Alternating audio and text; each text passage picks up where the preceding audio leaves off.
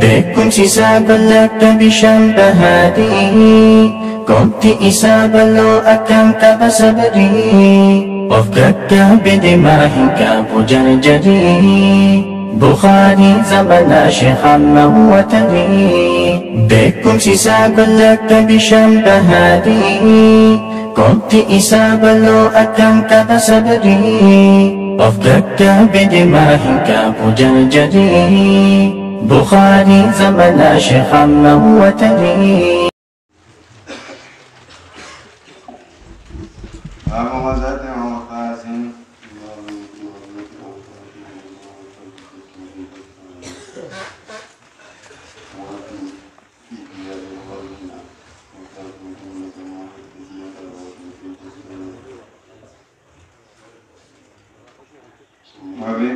أبي قال حدثنا محمد بن علاء حدثنا أبو سلمة بن بريد بن عبد الله عن أبي هريرة عن أبي موسى رضي الله عنه قال لما فرغ النبي صلى الله عليه وسلم من حنين بعث أبا عمرو إلى جيش إلى عطاس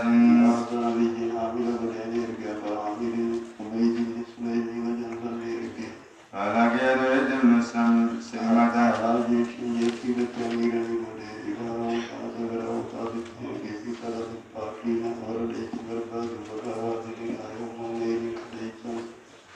فقتل زيد وهزم الله أصحابه.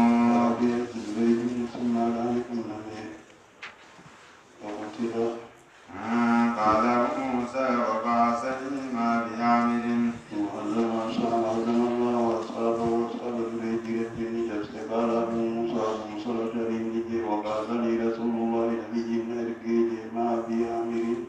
فرمي أبو عامر في ركبته رماه يشري بسهم فأثبته في ركبته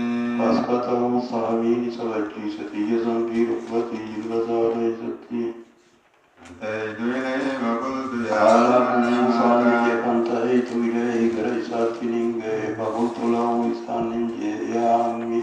يا عمي من رماك يا ديرو أن يسد البتين فأشار إلى أبي موسى فقال ذاك قاتلي الذي فأشار أبي موسى لبيت سيدو وقال أبي موسى لاني ملته وكان الرسول أن يقول فأشار إلي يجو التفات قده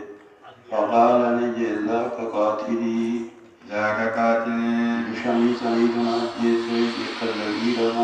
الذي رماني فكسرت له فأيتم أبو موسى نجي فقصدت له إذا سلم درباتي فلحقته سليم دكبي فلما رآني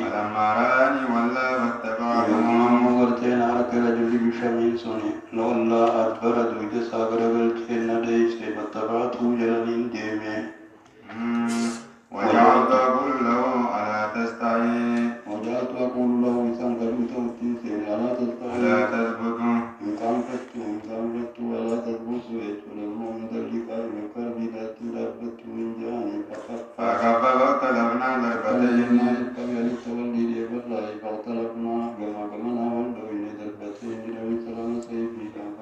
فقتلته ثم قلت لأبي عامر قتل الله صاحبك قال وانزل هذا السامة قال لجد وبديت ليتني أبو عامر فانزل هذا السامة يقرن القاسم قال أبو عامر وانزل هذا السامة فنزعته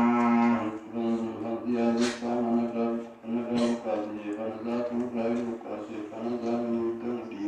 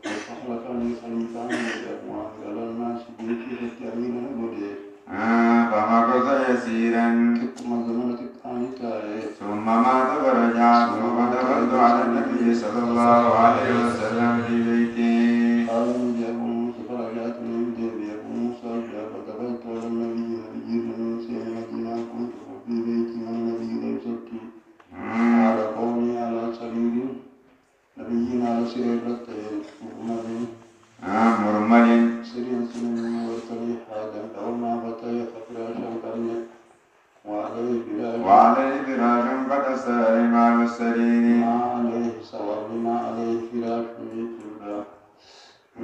ما عليه فراش فراش غدت جبرة على الثرى رمال السرير ما عليه ما عليه فراش فراش غدت جبرة على الثرى رمال السرير حدث إلى أكثر من ظهره الجنة تقدمنا النساء وجنبيه ما تسأل ما نساء فأخبرته بخبرنا أخبرتنا بتنين ليس بساتين وخبر أبي عامر سابي عامر سكنت البكرية وستين ليس وقال كله استغفر لي أقلنا عندي أنجي سلامتك ولا يرى لنا على الدين دياني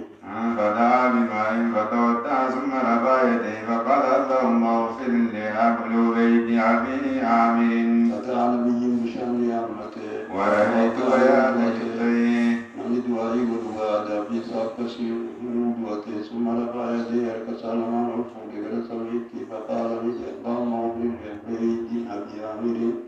يا ربي بركتك وصلي فلا أبي عامر فلا ورأيت بياض جبهيه ثم قال اللهم اجعله يوم القيامة فوق كثير اللهم اجعله يا ربي أبي عامر كنوري مرتبة فيزت بيا قياما فوق كثير من خلقك وفوق أخبرت بالإنجيل من الناس فقلت من جاء أبو موسى جاء ولي نستغفر يا رسول ربنا الذي على مقدر الإنجيل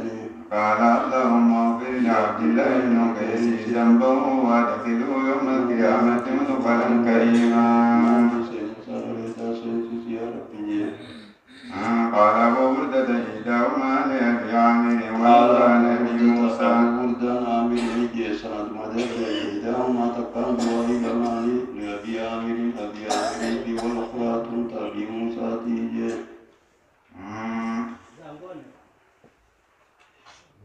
سرين بني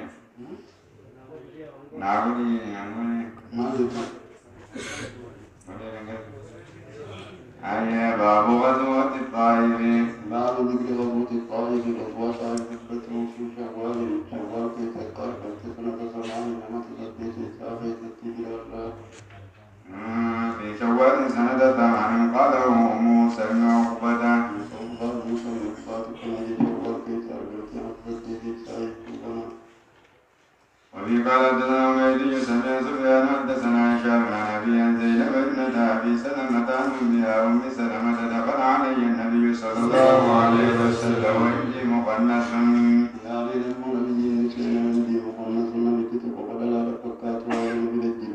سمعت يقول لعبد الله بن أمية يا عبد الله يا ليت إن فتح الله عليكم الطائف غدا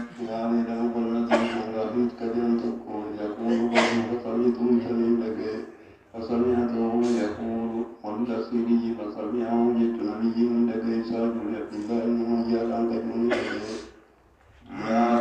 ما وجه ذكر الصدقة دي؟ ذكر حديث عن قال حديث أما حدثنا حميد حميدية وضوافات الذكر بالأمر عليكم وضوافات الذكر بالأمر وإن فتح الله عليكم الطائف غدا عن عبدها عليك بابنة غيلانة عليك رجلا مغلطني يقول رجل لك عبد الله بن أبي أمية كتبه لك يا عبد الله يا ليت أخبرني ما قديت فتح الله عليكم الطائف غدا يربي الطائف سورة فتح عليك بابنة غيلانة عليك للزمي بابنة غيلان أنت الغيلان للزمي سيبوك يكتوجه فأجيات جنتك فإنها تقبل ب4 وتدبر ب8 فإنها يسين سنة تلت غيلان سنة تقبل ب4 وكمين تدجاغرا دامي مغرت أفرين درجلت بولد مغرت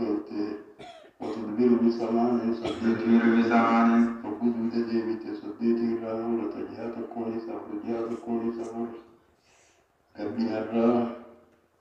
يوم لك يعني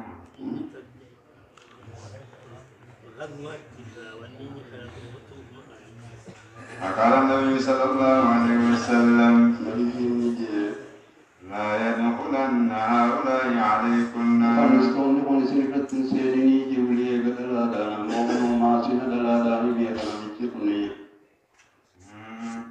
قال ابن عيينة وقال ابن جريج المخنث هيت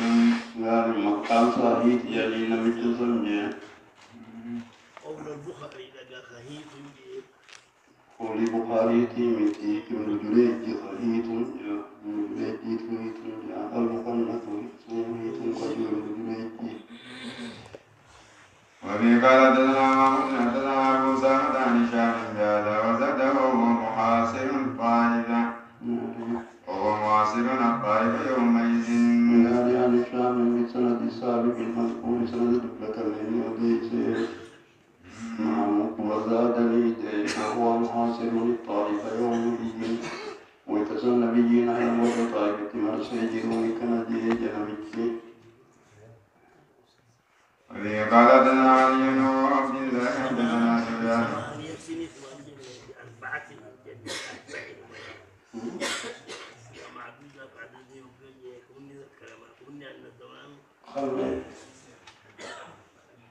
يعرفه ثمان بعد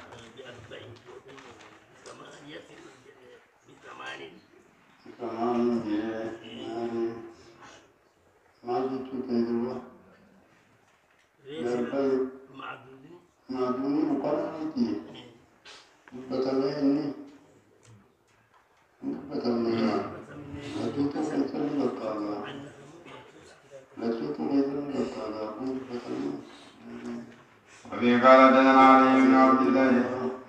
حدثنا سفيان يذكرون ولم يكن ثمانية جن ولا تلعبون يذكرون لأنهم لم يذكرها معدودات بتمني يجوله معدوني بتمني لجوت مثل بقالا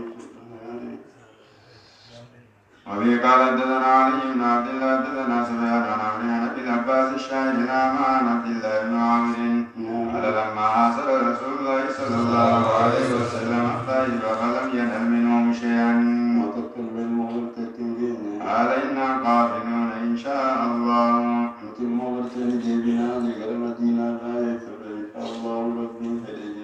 فقل عليهم وقالوا نذهب ولا نقطع فقال لجبات أصحاب ذرة قولي نبي لجبات لدجال يتونكني وقالوا نذهب لجيبنا ولا نقطع فإسيت نقل لكلمة بلايا ناجا وقال مرة نكفر ثلاثة كلمة نكفر بالله فيتنا وقال اغدوا على القتال وقالوا ما أسلموا جراهم سمك الجناح كالصاد الغدو بلن فتى قتال الرتجة أولا عالتي فغدوا فأصابهم جراهم فقال إنا قابلون غدا إن شاء الله أعجبهم فذلك النبي صلى الله عليه وسلم فقالوا ينالون منهم بسيام ولا تصلوا سيام ثابتة اتنجيت ويتولدوا لأرجلني فقال النبي إنا قابلون غدا إن شاء الله ربي بدر وابن مدينة فأعجبهم لسان رجالك كذلك قول ثلاثنا فذلك النبي تذكر ثلاثنا قال سفيان مرة وتبسم جيب دلم مرة تكون ديس وتبسم ذلك هذا قال الحميدي حدثنا سفيان خبر كلهم وقال الحميدي حدثنا سفيان بن عيينة حديث الخبر كله حديثا وشهادة حديث حديثات حديث عن أبي الملك ولا بيان بآخرات وفي قال فذلك النبي أولي علي بن المديني وفي قال حدثنا محمد بن بشار حدثنا وذلك النبي صلى الله عليه وسلم سفيان مرة كوكب وفي قال حدثنا محمد بن بشار حدثنا عمر حدثنا شعبة عن عاصم قال سمعت أبا عثمان قال سمعت سعدا وهو أول مرة ما بشار بن أبي وقاص وهو أول مرة مع ندر نادر فتيت سعد أمتية سبيل الله وأبا بكر الليل لقين خيري وكان تصور حسن الطائرين إنما يابن مخرج جبل طائف فأبهي صارت أقبل الإسلام ويتيه ينازل فجاء إلى النبي صلى الله عليه وسلم الناس يدوم قبل تديدمي في سبيل والدين به أسلم الإسلام باني جبل الران فجاء أبو بكر فكر نبيتي فقال سمعنا النبي صلى الله عليه وسلم يقول من ادعى إلى غير أبيه وهو يعلم فالجنة عليه حرام. سعد بن أبي وقاص بأبي بكر جان سمعنا النبي لكن يقول فجو من ادعى من نسب القوة إلى غير أبيه قرن عباس أن تهنيتي وهو يعلم فالجنة عليه حرام. حال إن خبيئتين الباقية مثي فالجنة عليه حرام جنة سرت حرام نعم عباس كفره جلس فعل ذلك يقن على للكار كفره. وقال جمع رجل توليد وقال هشام وأخبرنا معمر بن ناصر بن أبي العالية وابن عثمان الناري قال سمعت سعدا وأبا بكرة عن النبي صلى الله عليه وسلم قال عاصم قلت لك شهد عندك رجلان لقد شهد عندك رجلان حسبك بهما. رجل لما سيودي سيد سعدي في مغرتني أبي بكر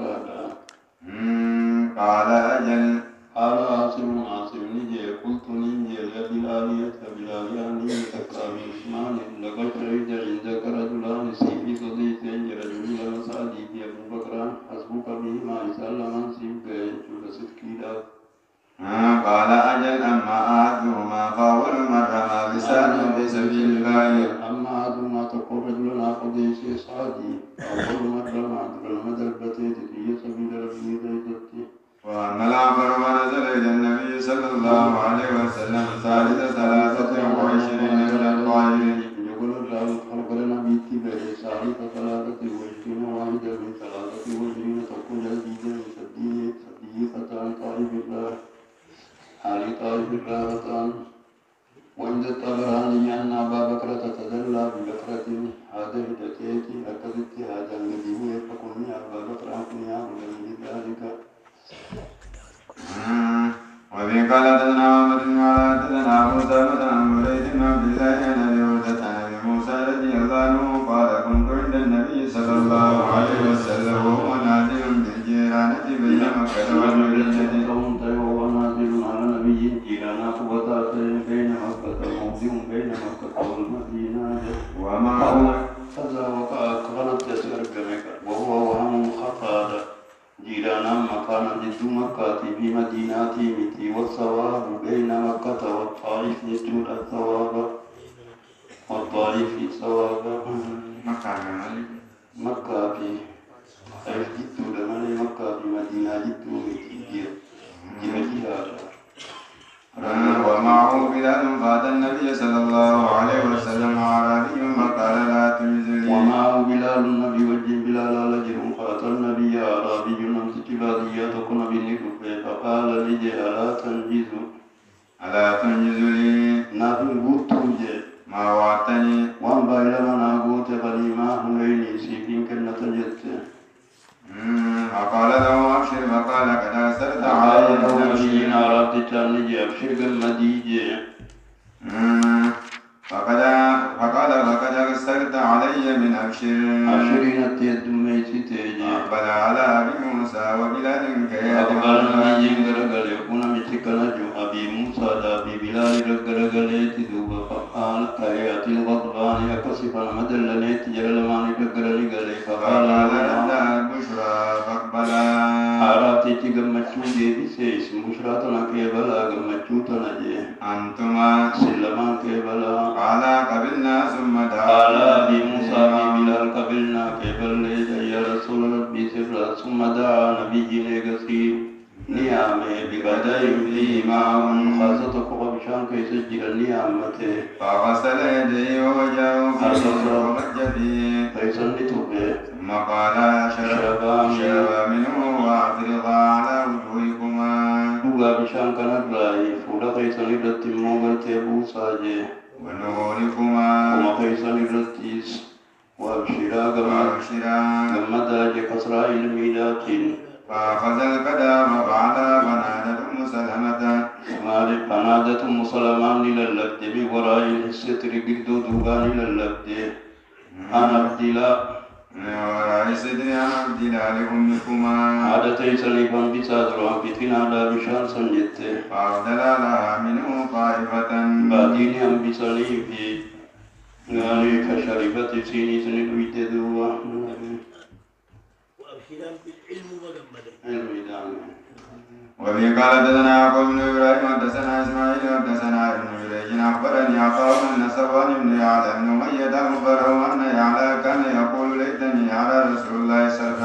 صلى الله عليه وسلم ليتني على رسول الله الذي يركب بنا حين ينزل عليه قال فبين النبي صلى الله عليه وسلم بالجيرانة وعليه ثوب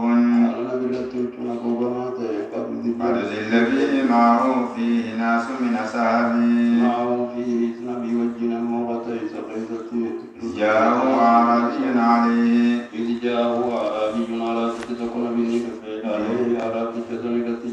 جبة متلمخ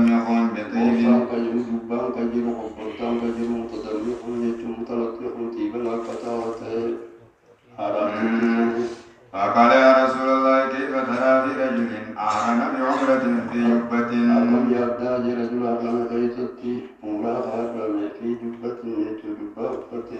بعدما تلمخ بالطيب فأشار عمر إلى يعلى بيده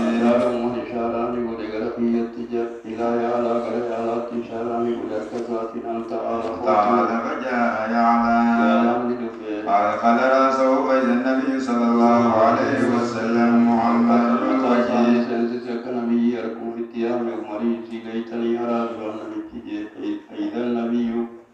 فإذا النبي صلى الله عليه وسلم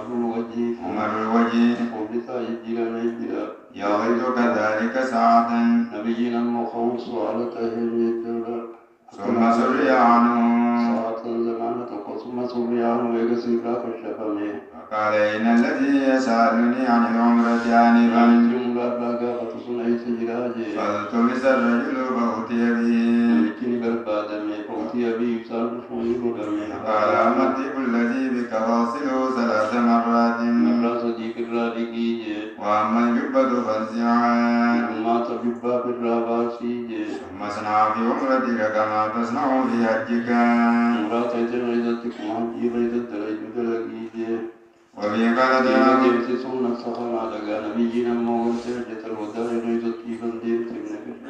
وفي قال حدثنا موسى بن اسماعيل حدثنا وهيب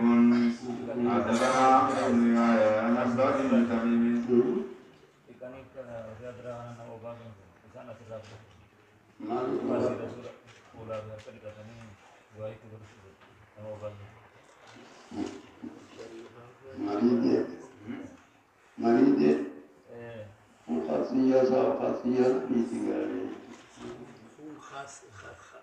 خاصية رسول الله خيسان سيدنا بالكوني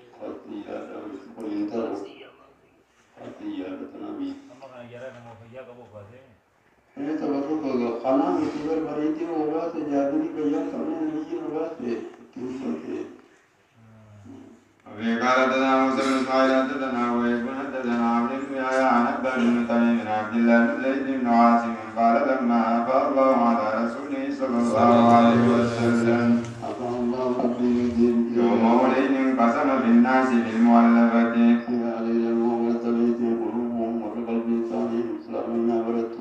ولم يعط الأنصار شيئا يعطي الأنصار شيئا فكأنه وجدوا إذ لم يصبهم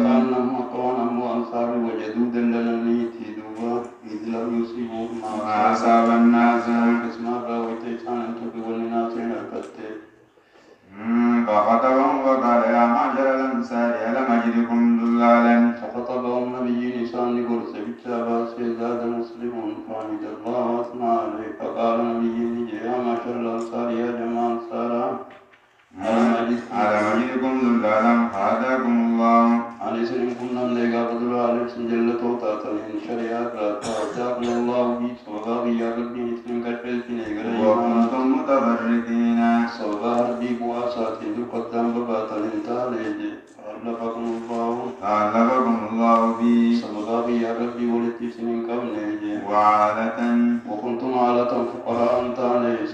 ربتي أغناكم الله به سبباغ يا ربي سنين دروسي كلما قال شيئا قالوا الله ورسوله الله ورسوله ومن نربي برسوله منا خير قال ما يمنعكم أن تجيبوا رسول الله صلى الله عليه وسلم نبي جماعة سنور كنا جواب رسول ربي جواب راجع قال كلما قال شيئا قالوا الله ورسوله آمنوا قال لو شئتم قلتم جئتنا كذا وكذا لا ترضون أن يذهب الناس بالشاة وفي حديث أبي سعيد فقال أما والله لو شئت لقلتم إذا ترسلا فصدق لا ترضون أن يذهب الناس أتيتنا مقبلا تجبتي فما تاتي مفتي فصدقنا فتجبتنا فما جئت ومقبلا فنصرنا فما جئت وطريدا فآويناك فما جئت وعائلا تاتي مفتي فواسيناك تتنسان فما جئت قال لا ترضون أن يذهب الناس بالشاة والبعير لله إنا ربنا أنت رسولات جنة وموكل الناس لكبنوا قال نبي ألا ترضون أن جالت تليه أن يذهب الناس بالشاة والبعير ناس نمو يتيلافي والبعير قال قنانقلتم جالت تليه ناس كنانزيمته تذهبون بالنبي صلى الله عليه وسلم إلى رحالكم نمو نبي رجيال حيثني تجارة ديمون جالت تليه لولا الهجرة لكنت امرأ من الأنصار أنت موجود توبات لكنت امرأ من الأنصار في أنصار ذاتين أماجده ولو سلك الناس واديا وشعبا لسلكت وادي الأنصار طريق أنصارات سيناجه وشعب الأنصار شعار والناس دثار قالوا لجندوا وقال نعم بخلا برسول الله نبي من جلا فائس بخيله الآبد الآن قد جنم ليلة واصل من جنة جندوا أنصاره إلا جنم بكسم بخيله إلا جنم ليلة جلا تجنة جندوا جلتي شعب الأنصار شعار والناس دثار ناس دثار لتنا كوتشو شبان فتليتي إنكم ستلقون بعدي ناس أسرة لسنا مرشعارة يجب لو شبانت أنت أصحاب سكري سيئات يجب أصحاب سكري فكري تزنيت الأنصار شعار إنكم ستلقون بعدي أسرة فاصبروا حتى تلقوني على الحوض شبانت أنتم جندي سابين شبا فتليسين أصحاب سكري لا تزنيت فكري تشبيا بريدي إنكم ستلقوني بعد العقد وفياتكم متيسا نصر والمرأة يجب ليسين كنا نشاككم وفي قال حدثنا عبد الله بن محمد حدثنا هشام أخبرنا معمر عن الزهري أخبرني أنس بن مالك رضي الله عنه قال قال ناس من الأنصار حين أبى الله على رسوله صلى الله عليه وسلم أعفى من أموال هوازن فطلق النبي صلى الله عليه وسلم يعطي رجالا المئة من الإبل فقال يغفر الله لرسول الله صلى الله عليه وسلم يعطي قريشا ويتركنا وسلوهم من دمائهم ويتركنا نلقي وسيوفنا على سيف تقول ديغا يبطل من دمائهم ديغا سامي رام لما يبطل على كتاب سامي رام مرابا قال أنس وقتل رسول الله صلى الله عليه وسلم بمقالتهم مقالا سامي رام وقتل بجين وديك أرسل إلى الأنصار فجاءهم في قبة